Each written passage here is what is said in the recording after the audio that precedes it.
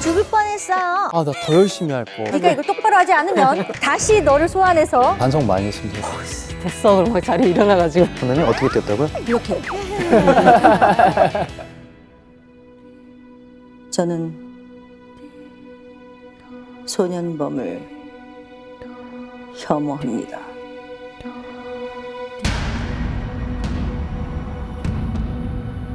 안녕하세요. 연출을 맡은 홍종찬입니다. 네, 안녕하세요. 저는 심은석 판사 역할을 한 김유수입니다. 예, 안녕하세요. 차태주 판사 역할의 김무열입니다. 네, 안녕하세요. 소년시판 극본을 맡은 작가 김민석입니다. 어차피 촉법 소년이니까. 진짜. 네. 이거요. 이 판사가 내려가는 거에 대해서 처음 이제 대본을 보고 이렇게가 되나? 그렇죠. 네. 그런 경우는 거의 없죠. 기존의 국내 영화나 드라마에서 어떤 판사가 자리를 뜨는 경우를 거의 실제 못 봤었거든요. 판사님들한테 여쭤봤더니 그런 경우는 거의 없다고 하시더라고요.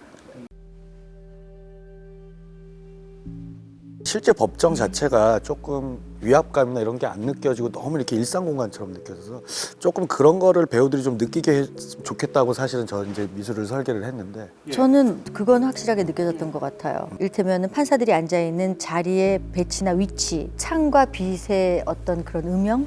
잘 보면 이제 창밖에 나뭇가지도 흔들리고 계절의 변화도 있고 맞아요. 비도 오고 그걸 어떻게 좀 표현을 해보려고 했는데 저는 사실 세트가 가장 인상적이었던 건 저는 복도였어요. 뭔가 판사들의 갈 길이 끝이 없다는 것 같은 인상을 맞아요. 좀 그쵸. 그죠? 예, 예, 받았어요. 예. 실제 가장 많은 판사들의 내밀한 얘기들을 주고받는 공간이 돼주기도 했고. 백성 2008년 11월 30일이요. 소년 보호자는요? 출석 안 했습니까? 전화했다는데요. 어떤 단막극에서 저 친구를 처음 제가 본 거예요. 근데 그 단막극에서는 머리도 길고 노랑머리고 고등학생 역할로 나왔는데 사실은 성우로 만난 게 아니었어요, 처음에. 제작진한테 내가 어제 이런 극을 봤는데 이런 친구가 있더라. 한번 오디션 한번 가보자. 절대 성우라고 상상은 안 했고. 근데 오디션을 보러 왔는데 머리가 짧게 하고 온 거예요. 이 머리 자체를. 그래서 다들 순간 이제 성우다. 한예은 보호자는 미국의 다른 일정으로 출석이 불가해 저희 변호인단이 대리 출석했습니다. 저는 이 배우의 이 친구의 이제 그 캐릭터에 접근하는 방식 같은 게 굉장히 놀라웠어요. 처음 연기를 하는 고교생 배우인데 실제 국내에 있는 많은 조현병이나 사이코패스에 대한 자료를 외국 사례나 논문까지 엄마랑 같이 번역해가면서 보고 준비를 해온 거예요. 그리고 저는 굉장히 인상적이었던 건 PC방에서 신문석에게 발각이 되고 도주하잖아요. 네. 뛰는데 전 참 좋았어요. 왜냐면 정말 그냥 앞만 보고 목적지향적으로 이렇게 뛰는 거예요. 여자아이가 선생님 어떻게 뛰었다고? 이렇게. 근데 제가 왜냐면 보통 그 누구나 예상하는 판사에게 쫓기는 어떠한 소녀라면 이런 걸 예상하잖아요. 그쵸. 근데 이 아이는 정말 무표정이 저는 그게 이 친구가 그것까지 준비를 해온 거예요. 처음 연기하는 배우가. 준비를 그래서 아주 저는- 많이 했어요. 저는 정말 대견했어요. 어떻게 그러실 수가 있어요? 판사님은 측은지심도 없으세요? 아버지 폭행 때문에 오갈 데가 없는 아이예요, 서율이. 그래서 말도 없이 도망쳐서 감히 가출팸을 찾아? 감히 가출팸을 찾아가 아니라 왜 가출팸을 찾아가 먼저 아닙니까? 저는 요 리허설 할 때 기억이 나요. 저도요. 저는 사실은 이번 작품을 하면서 저한테 선물 같은 존재는 무열 씨였어요. 저 씬을 하는데 그러니까 저는 차태주를 보고 있는데 심은석이 유지가 안 되는 거예요. 그치. 그래서 그때 제가 감독님한테 어떻게 요청을 했냐면 무열 씨한테도 자기가 미안한데 우리가 리허설하지 말고 그냥 찍어야 되겠어요. 눈물이 쏟아질 것 맞아, 같아서. 맞아, 맞아. 선배님 보신 거잖아요, 요 저는 앞에서. 바로 얼굴을 여기서 바로. 봤잖아요. 그리고 무열 씨는 톤을 높이거나 어느 한 군데 힘을 주지도 않으면서 그걸 전달을 해요. 그러니까 그 정도로 눈앞에 있는 상대를 완전히 진심으로 설득하는 연기를 가진 사람이고 저는 참 그 지점이 정말 놀라웠어요.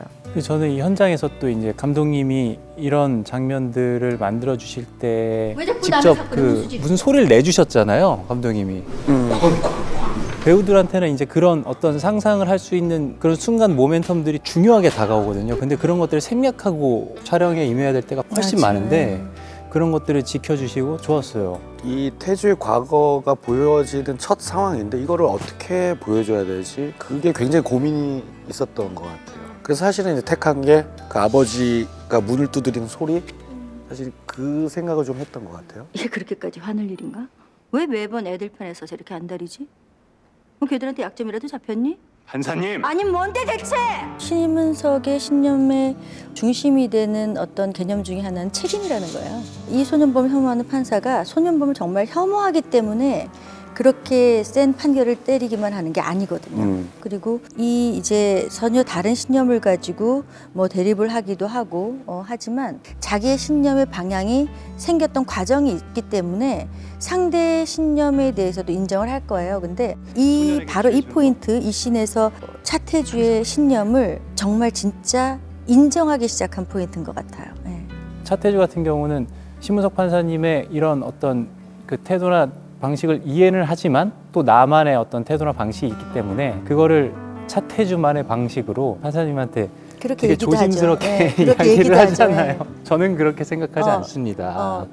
그렇기 때문에 신념의 대립이라기보다는 그 사람의 방식을 받아들이느냐 받아들이지 못하느냐의 문제였던 것 같고, 사실은 사건을 대하는 이 판사들의 다양한 모습을 보여드리기 위해서 4명의 판사 캐릭터가 나오는데 부각시킨 면들이 있거든요. 근데 실제 판사분들께서는 이 4가지 면을 모두 다 가지고 계시다고들 네, 맞아요. 말씀들을 예, 하시더라고요. 맞아요. 예. 예. 그러니까 한 면만 바라볼 수 없고, 그렇죠. 예. 맞아요. 이 소녀 사건을 저희가 이제 대하는 태도와도 맞닿아 있다고 생각을 해요. 소년 분류 심사원 나오면은 육고시설 말고 청소년 회복센터로 보내. 샬롯 말고 프롬으로. 아, 아무래도 좀 걸리시죠? 의미 없지 뭐. 원중은 굉장히 스탠다드 같은 진짜 부장님 말 그대로 사실 일을 할 때는 방송에도 출연을 하고 이렇게 이제 국회로 갈 생각도 하고 있지만 현실에서도 굉장히 노력하는 판사의 모습이 조금 초반에 보여줬으면 어떨까요? 처음에 이제 그런 말씀을 하셨었어요. 그래서 이제 저는 1회에 지우 사건이 소개되면서 원중이 들어오면서 김밥을 물어 뜯어 먹으면서 그거 좋았어요. 이 기록을 사실 그래서 그 장면을 만들어 놓은 거예요. 전 그 장면 좋았어요. 저는 그 장면이 원중의 어떤 초반의 캐릭터를 굉장히 잘 구축해 준 장면이라고. 이제 그만 자수하시죠, 부장님. 아니, 강신우 아버님. 그리고 원래는 씬은 이제 복도에서 네, 이뤄지는 맞아요. 거였는데 저게 안으로 이 원중이 들어가니까 신우도 누워 있고 네. 엄마도 있고 요게 자연스럽게 연출이 된 것 같아요. 달라지죠, 굉장히 공기가. 이 예. 씬이 이 동선 하나로 많이 바뀌었던 것 같아요. 강신우 같은.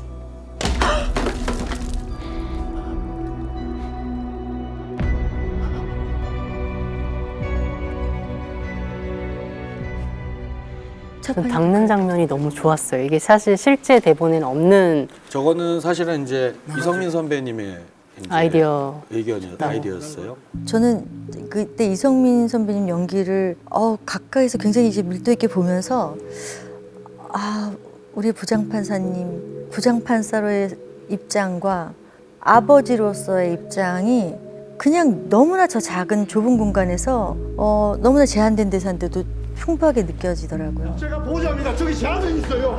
저는 내 아들 있다니까. 이들 역시 가정이 있고 그 가정 속에서 온 어떤 역할과 어떤 책임과 그런 모습들을 보여줘야 이게 좀 살아있는 인물처럼 보이지 않을까라는 생각이 들었었고, 민석이도 그렇고 태주도 그렇고 원종이도 그렇고 제일 먼저 했었던 건 이 인물의 가정은 어떻게 될까, 이 인물은 어떻게 살아왔을까, 이제 그것부터 이제 처음부터 이제 접근을 시도를 했었던 거였어요. 가해자의 부모가 될 수 있고 피해자의 부모도 될 수 있고 제가 피해자가 될 수도 있고 먼 얘기가 아니라 내 얘기가 분명히 될 수 있겠더라고요. 사실 그 부분이 굉장히 잘 표현된 어떤 원중의 입장이었던 것 같아요. 이게. 검찰 조사를 더 보강할 필요가 있습니다. 보강이라뇨? 운전자 곽도석 측과 나머지 동승자들 사이의 주장이 엇갈립니다. 나는 소년 사건은 속도전이라고 생각해요. 지금 우리 부서에만 밀려있는 미제가 몇 건인 줄 압니까? 두 판사의 입장에서는 이제 피해자를 봤을 때는 이걸 더 이제 좀 더 조사를 해야 되고 어떻게 처분을 내릴지도 더 곰곰이 따져봐야 된다.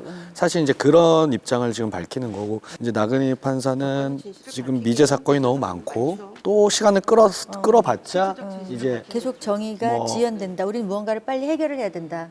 시간을 끌어봤자 더 이상 증거가 안 나올 것 같다. 시간 끌지 마라. 이제 이러면서 이제 대립을 하는 신이죠. 나근희 판사님이 절대 뭐 대충 빨리 끝내자라는 게 아니잖아요. 아니죠. 예. 그게 아니죠. 분명히 피해자가 존재하고 현재 가해자 같은 상황으로서, 예, 네. 현재 상황으로서 이 결정을 빨리 내리는 것이 어떻게 보면은 가장 정의로운 것이다라고 말씀을 하시는 건데 저는 이런 개념을 저희 드라마를 통해서 배웠어요. 맞아요. 저도 똑같아요. 재판이 왜 빨리 해야 되지? 그런 어. 생각을 안 해봤는데 재판을 기다리는 사람들은 그 네. 심정 그 처지에 그대로 유지가 당사자들한테는 되는 건데 당사자들은 이걸 빨리 해결을 해주는 게 이건 굉장히 법조인들이나 이 법원 내부에서는 굉장히 현실적인 상황을 가지고 온 거라는 생각이 들더라고요. 내 법정은 감정이 없다. 그래야지 어떤 편견도 없이 냉철한 처분을 낼 테니까요. 난 나근희 캐릭터가 굉장히 좋았던 게 감정을 배제해야 된다. 그쵸. 재판장에서는 나의 감정을 배제시켜야 된다. 저는 이 포인트도 굉장히 그렇죠. 좋았던 것 같아요. 사건의 증거와 현상으로만 판단을 하는 거죠. 저는 조금 다른 얘기를 하면 판사들 이제 부장판사실에 실제 제가 가봤을 때 어떤 그 캐릭터가 저 공간 안에 다 녹여져 있더라고요. 사진을 좋아하는 사람은 사진을 걸어놓고 꽃을 좋아하는 판사는 꽃을 이제 해놓고 나근희가 왔을 때 뭘 해야 되나 이런 고민을 조금 했었던 것 같아요. 그래서 찻잔이 바뀌었어요. 찻잔이 저게, 바뀌고 그리고 실제 모니터들도 자기가 서서 원하는 하셨죠. 취향대로 다 이렇게 위치나 서서 하시는 분도 있고 원중하고는 좀 다른 부분이 이제 사실은 그런 부분이었어요. 저는 이정은 선배님한테 그때 들었을 때는 이 감사패가 좀 많았으면 좋겠다라고 네. 아이디어를 내셨다고 하는데 그거는 그 마지막 재판 들어가기 전에 자기가 받은 표창장을 한번 보고 들어가는 게 있었거든요. 맞아요. 저는 그 장면도 되게 좋았었어요. 세월 참 편해졌죠? 원래 나근희 판사 역할은 진짜 남자 판사님이셨고요. 이 판사가 어떻게 등장하지? 무슨 말부터 하지? 은성을 마주해서 뭔 말부터 하지? 여러 가지 버전들을 혼자 계속 운전말로 있는 얘기를 하다가 자기구나. 자기구나 라는 말이 이제 갑자기 이제 붙은 거예요. 감독님 혹시 부장판사님 캐릭터를 좀 여자 캐릭터로 좀 바꾸면 어떨까요? 나대건 아니었나요 원래? 네 맞아요. 나대건이랑 나대건이요? 나대건이라는 인물이었는데 사실은 너무 안 떠올랐어요. 나 나근이라고 그래요. 나근희로 이제 바꾸면서 한 번에 이정은 선배가 떠오르면서 이제 된 거죠. 너무 잘하셨네요. 잘하셨어요. 판사님들은 기껏해야 하루에 2-3시간 애들 보는 게 다지만요. 그 아이들과 하루하루 싸워가면서 변화시키는 건 여기 센터라고요. 저는 센터가 정말 있는지 처음 알았고 저는 심지어 가보기도 했었는데 저렇게 민간이 어떤 정말 신념을 가지고 헌신한다라는 생각을 전혀 못했어요. 국가에서 지원이 돼서 운영하는 거라고 생각을 했어요. 그리고 참 잘해주셨죠. 여민아 선배, 너무 이게 가볼게요. 정말 죄송합니다. 정말 죄송합니다라는 워딩이 정말 저렇게 죄송하게 느껴지는 걸 처음 느꼈어요. 근데 그렇다고 염혜란 씨가 정말 그걸 혼신을 다해서 하지 않았어요.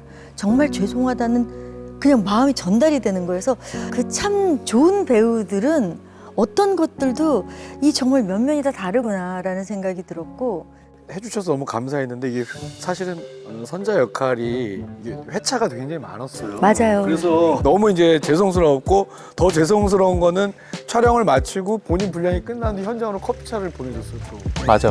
그 다음 날이니까 다다음 날 왔었잖아요. 염혜란 배우는 여기 나오면서 계속 이제 목에 뭘 두르고 계셨던 게 실제로 병원에 가는 씬이 있었잖아요. 병이 좀 뭔가 좀 있었으면 좋겠다라고 제안을 먼저 해주셨어요. 그래서 제가 이제 그걸 계속 두르고 이제 나오는 장면을 보면서 야 준비를 정말 많이 해오셨었구나. 그러니까 그런 설정마저도 다 일일이 찾아보시고 어떻게 해야 되고 어떻게 캐릭터마다 입어야 됐을지도 연구를 해오신 거예요 보니까. 그게 되게 좀 감사하고 되게 좀 놀라웠었던 것 같아요. 다 그런 것 같아요. 저는 또 굉장히 인상적이었던 게 엄마에 대한 배신감과 실망감으로 완전히 무너지잖아요. 그때 영나 손을 잡고 영나의 감정에 온 마음을 기울이는데 염혜란 씨가 정말 센터장처럼 느껴졌거든요. 그 광경을 멀리 이렇게 사선의 부감으로 보면서 참 좋았어요. 감동적이었어요. 예. 저는 또 마지막에 이제 이제 다 해결이 되길 딸락이 되고 아름이랑 둘이 이렇게 이제 법원에서 나서면서 둘이 살짝 웃으면서 이렇게 장난치고 이렇게 밝은 모습으로 이제 집을 향하잖아요. 저는 오히려 그 장면에서 이렇게 저도 모르게 같이 헛웃음이 나면서 이렇게 울컥하더라고요. 이 사회가 사실은 얼마나 이 그쪽을 살피지 못했나. 그만큼 또 얼마나 외롭고 힘든 맞아요. 일이었을까라는 게 생각이 들면서 그럼에도 또 불구하고 저런 분들이 또 그렇게 웃으면서 자신의 삶으로 또 돌아가시는 모습이 되게 저한테는 복합적인 감정이 좀 다가왔었던 것 같아요. 근데 정말 저런 분이 있다는 거죠. 맞아요. 예. 있다는 거고 저는 심은석 대사 중에 그런 면에서 법원도 유죄다. 유죄야. 네. 개인에게 한 오롯이 개인에게 그 오롯이 저 희생을 강요하니까. 강요한. 전 그 대사가 굉장히 또 저도 인상적이었어요. 보통 휘설이 오면은 이제 처음에 저희 취재했었던 센터장님께서는 처음에 이제 이 아이를 받을 때 케이크도 준비하고, 그러니까 그렇게 생각하죠. 케이크도 준비하고 막 폭죽도 터뜨리고 해가지고 우리 잘 지내보자. 그리고 막 이런 식으로 자기는 이미지를 생각했었는데 오자마자 이제 내가 여기 온 거는 너 때문에 왔어. 라는 어떤 그런 불만과 아이가 아이들이, 네, 아이가. 아이들이 내가 온 있지. 건 너 때문에 왔어. 너가 이 센터를 만들었기 때문에 여기 온 거야. 그런 것들이 좀 저한테는 처음에 취재에 갔을 때 이미지하고 이게 또 실제로 아이들도 이럴 수도 있겠구나라는 것들이 좀 되게 좀 충격적이었었던 것 같아요. 밥 먹자.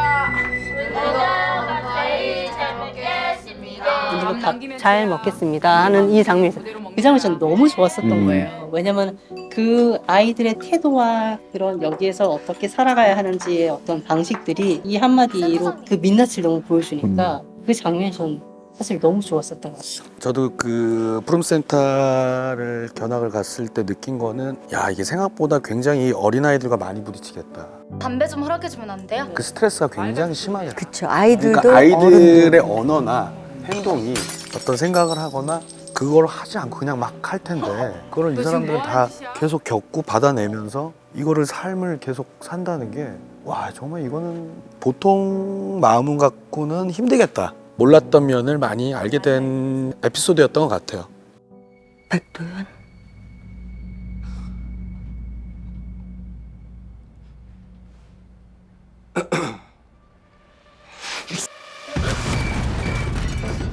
나 죽을 뻔했어.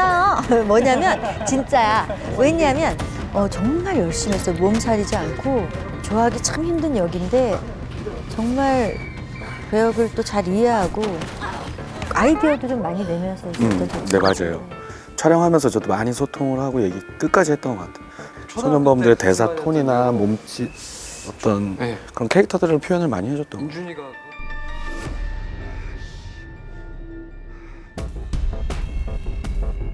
얘 진짜 위험한 애구나라는 걸 좀 보여주는 장면으로 좀 뭔가 필요했었는데 이 여자 학생들이 여태껏 어떻게 살아왔었는지 그리고 어떤 학생들을 골라왔어 이 여자의 환경, 이 여자 소년들의 환경을 좀 보여줄 수 있을 만한 것을 좀 해야 되겠다는 생각이 좀 들었었던 것 같아요. 그 중에서 가장 돋보였던 게 신발이었었고 신발을 보면 이 어떻게 신발을 신고 이제 살아왔느냐에 따라서 또 인물들이 또 보이기도 하잖아요. 그러니까 그런 것들을 좀 보일 수 있는 여지가 있을 것 같아서 그럼 신발로 좀 해야 되겠다라고 이제 설정을 했었고 그때 이제 감독님이 이제 저 대본을 보시고 난 다음에 그러면은 우리 소년의 어떤 신발은 컨버스화 식으로 해서 좀 누구나 신고 다니고 그 비싸지도 않고 그런 식으로 좀 접근을 하면 어떨까요? 라고 얘기해 주셔서 제가 생각하는 바하고 너무 맞다. 그렇게 가시면 될 것 같다. 그렇게 해서 정해졌던 것 같아요. 저는 이 벽돌과 신발에서 저는 약간 상징적인 코드를 읽었는데 뭐냐면 이 가해자가 몸은 성인에 가깝게 성장을 했지만 아직까지 벽돌에서 벗어나지 못했다는 생각을 저는 상징으로 좀 받아들였던 것 같아요.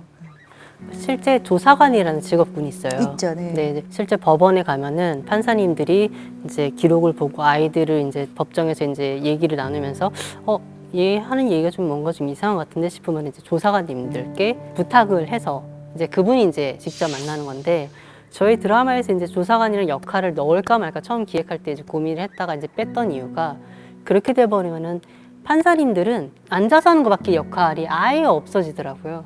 그래서 이 부분들을 범이라든지 영실한테 좀 나눠주기도 하고 때로는 이제 판사님들이 직접 능동적으로 움직여서 하는 걸로 좀 바꾸긴 했었었는데 실질적으로 현재 법정에서 좀 여유가 되시거나 혹은 좀 되게 좀 열이 있으신 분들은 진짜 시설에 도망친 아이들을 잡으러 아니면 판사님도 계시고 모든 아이들 다 글을 쓰는 학교는 없지만 이제 그런 판사님도 계시고 또 이제 적극적으로 이제 시설이나 이런 데 연락을 해서 또 아이들 어떻게 지내는지 또 그런 것들 하시는 판사님들도 계시더라고요. 맞아요. 그 또 소년범들을 대하는 태도도 너무 다르시고 정말 막 소리 지르면서 호통을 치시는 분들도 있어요. 근데 실제로 요즘에 그 청소년들은 많이 안 혼난대요. 그래서 정말 소리를 지르고 혼내지 않으면 본인이 이게 정말 큰 잘못을 한 건지 잘 모른대요. 그래서 정말 법정에서 혼낸대요.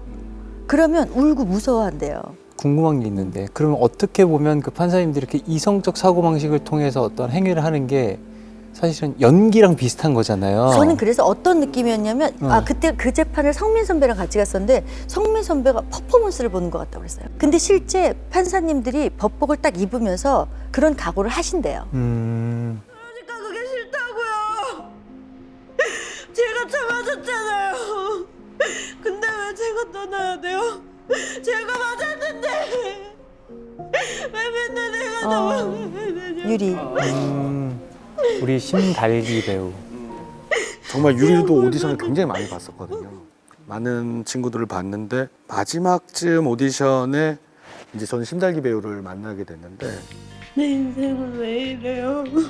첫 대사 제 인생은 왜 이래요? 왜 이렇게 이 대사를 하는데 제가 생각했던 정말 그 유리의 모습이 그 오디션장에서 느껴졌어요.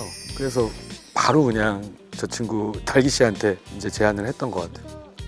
저는 이 유리 에피소드에서는 사실은 가정폭력을 당하는 피해자 입장이기도 하지만 뭐 물건도 훔치기도 하고 가출탐하고 어울리기도 하고 이렇게 비행을 저지르는 그런 아이기도 하고 사실은 오롯이 그냥 불쌍한 어떤 피해자? 사실은 그게 아니라 조금 비행 소년이지만 이런 케이스를 겪고 있다는 걸 조금 보여주려고 했던 것 같아요. 그리고 저희가 법정을 참관하면서 또 느꼈던 게 보호자들을 좀 보게 됐잖아요.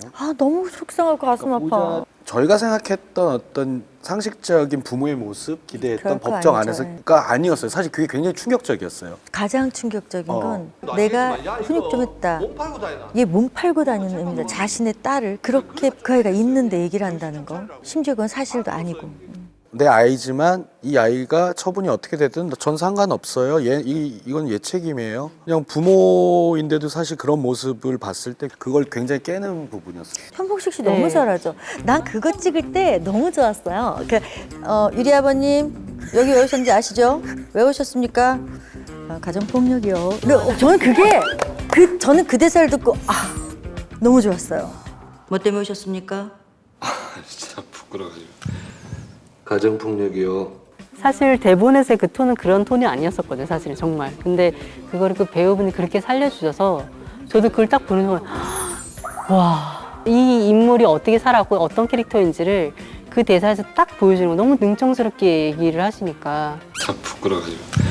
그 말씀을 하시니까 재판 장면이 생각이 나는데 그 유리 케이스 재판을 할 때 심우석의 대사가 정말 속이 시원했어요.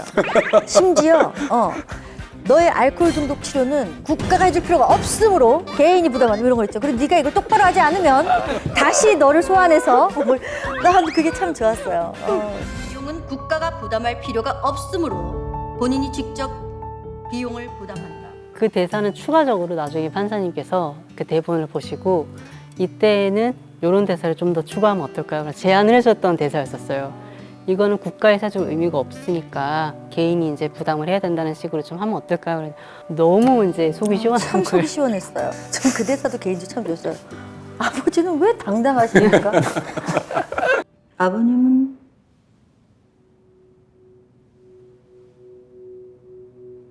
왜 당당하십니까? 그게 정말 너무 심플한 말이고 강하지 않은 말인데 너무 확실하게 느껴지는 거예요.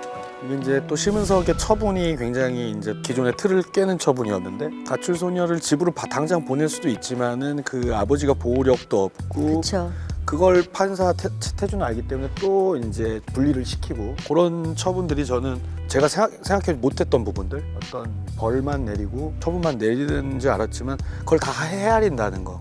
유리 같은 아이들이 이제 범죄 현장으로 내몰리는 듯한 그런 그쵸. 인상을 받았거든요. 에피소드 같은 경우는 또 이 아이가 이제 처분을 받은 이후에 어떠한 길로 인도해야 할 것인가를 고민하게 되는 그런 에피소드였던 것 같기도 한데 그게 저는 되게 충격적이었어요. 예를 들면 그 소년원 시설 같은 경우가 이미 포화 상태여서 인원의 120%, 150%에 수용을 하고 있고 그러니까 사실은 엄격한 법의 잣대를 들이미는 것이 다가 아니라는 게 또 결국에는 또 사실인 거죠. 네. 그리고 우리나라 전체 판사 그 중에서 실제 소년범을 담당하는 판사는 전국에 20여 명 정도라는 네, 거죠. 맞아요. 그 판사들이 1년에 3만여 명의 소년범들을 만나면서 아이들을 보호하고 관찰하고 판결하고 갱생시켜야 되는 거예요. 이게 과연 인간의 그 한계로 가능한 일인가? 그러니까 균형 잡힌 그 성숙함으로 이 아이들과 이 범죄를 바라봐야 될 것 같다는 생각이 들어요. 선고가 잘못됐다고 생각해? 아닌가요?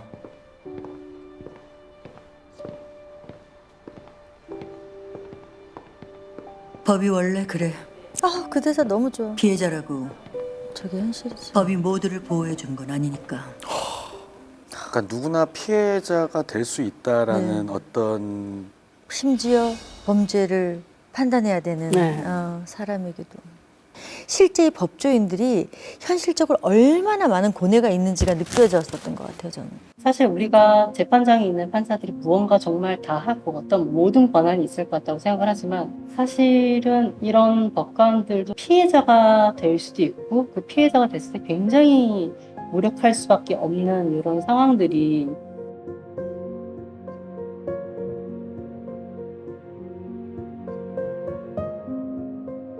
원래 법이 그래. 알잖아. 근데 이게 시간이 5년이나 지났음에도 달라지지 않아. 라는 어떤 그런 시스템 문제도 한번 건드릴 수도 있을 것 같고, 네, 그런 부분에 좀 여러 가지 의미가 있는 대사였어요. 네, 맞아요. 이 장면이 저한테 특별하게 다가왔던 건 판사의 네. 이 황망한 무력감이라는 거예요. 누구보다 법을 잘 이해하고 그쵸, 네. 그 최전선에 서 있고 앞에 서 있는 사람이 그 법 앞에서 자신의 무력감을 느끼고 황망함을 저 표정을 지을 때 이거는 너무 크게 다가오더라고요, 저한테. 예. 너무 좋았어요. 그래서. 여기서 표정도 너무 좋았는데 저는 그 도로로 뛰어가는 장면이 있었잖아요. 제가 생각하고 썼었던 그런 이미지보다 너무 크게 세게 다가와서 그 영상을 좀 보고 이게 저는 이미 상황 이미 다 알고 있잖아요. 분이 있으신 거 아닌가요? 어떡해요? 이런 느낌이 좀 받을 정도로 좀 너무 좋았었던 것 같아요, 진짜. 이 에피소드들을 이제 보고 나서 선배님한테 연락을 할까. 너무 잘 봤다. 네. 정말. 그게 제가 책으로 이제 다 봤는데도 불구하고 예상했던 것보다 더 크고 깊게 네. 다가오더라고요, 저한테.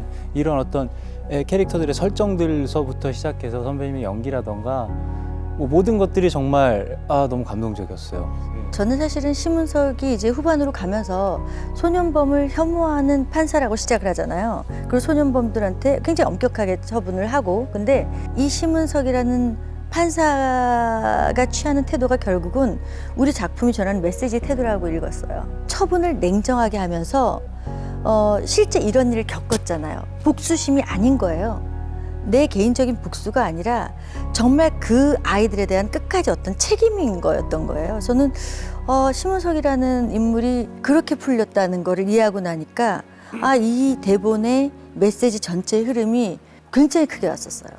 그렇죠. 반성을 많이 했습니다. 이걸 보고 이 선배님의 연기나 또 그런 연기를 보여줄 때 사실 많은 생각과 고민을 하게 되잖아요. 그런 깊이나 선배님들 혼자 이렇게 많이 고생하셨을 것들, 뭐 고민하셨을 것들, 그런 것들이 막 생각이 들면서 나 더 열심히 할 걸, 더 할 걸, 막 이런 생각을 했어요. 진짜 반성 많이 했습니다. 너무 잘 봤어요. 오늘 배우분들과 감독님과 같이 많은 얘기를 나눴는데 소년심판이라는 시리즈를 다시 한번 보셔도 또 더욱 재밌지 않을까 하는 생각이 듭니다. 감사합니다. 저희 작품을 다 보신 분들도 저희와 함께 이런 얘기들을 더 이렇게 나눌 수 있지 않을까? 그리고 꼭 저희와 함께가 아니더라도 이 작품을 보신 소감이라든지 혹은 그 주변과 함께 작품 안에서 얘기될 수 있는 부분들이 좀 많지 않을까 이런 생각이 듭니다. 정말 이 소년범과 소년범죄라는 게 이게 우리와 전혀 무관하지 않다는 거, 적극적인 관심이 있어야 되고 그런 고민과 논의가 좀 있어야 될 시점이 아닌가 하는 생각이 들고요. 마음껏 작품 즐겨주시고 여러분들이 느끼시는 바 그리고 새롭게 움직이는 마음 같은 것들을 또 많이 공유해 주시는 것도 저희 작품 시리즈를 즐기는 방법이 아닐까 하는 생각이 듭니다. 네, 함께 해주셔서 고맙습니다. 배우로 살면서 이런 어떤 사회 이면의 이야기를 할 수 있고 또 그 생각을 나누고 뭐 그런 식으로 공감을 해 나간다는 게 되게 큰 성취감을 주는 일인 것 같아요. 그래서 여러분들도 저희 이야기를 통해서 느끼셨던 거, 떠오르셨던 거, 뭐 이야기하고 싶으셨던 것들을 주변 분들과 많이 좀 나눠보셨으면 좋겠습니다. 홍보 많이 해주세요. 감사합니다. 오늘도 넷플릭스.